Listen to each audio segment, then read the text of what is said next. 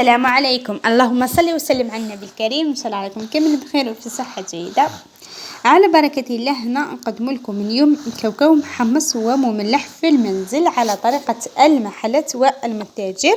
تقدروا ديروه في الدار بأقل تكلفة. تجيبوا كمية من الكاوكاو تاعنا نحطوها في سنيوة، انتم والكمية اللي حبيتوا ديروها، ندخلوها للفرن حتى يتحمص جيدا.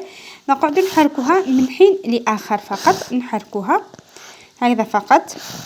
لازم حتى يتحمص جيدا بهذه الطريقة حتى يولي يقرمش في الأكل تاعو. كي تجيو تاكلوه تلقاوه يقرمش.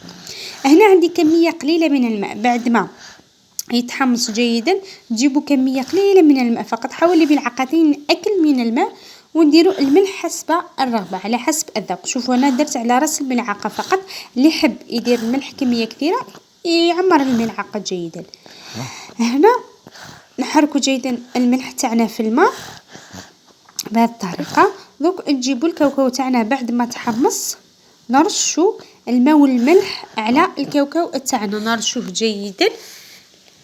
هنا بعد ما تحمص شوفوا معنا كيفاش تحمص ما شاء الله.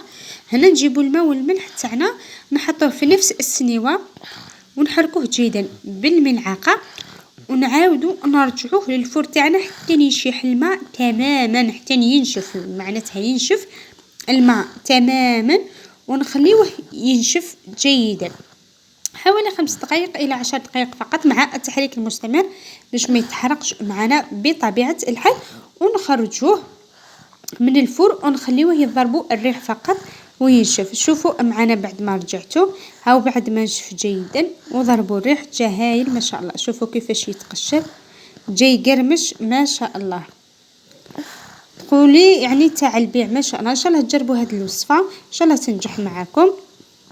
شوفوا معنا في صحن التقديم هذه الطريقة، ديروه يعني بكمية يعني لبس بها في المنزل. ان شاء الله تنال اعجابكم هذه الوصفة. الى وصفة اخرى، والسلام عليكم.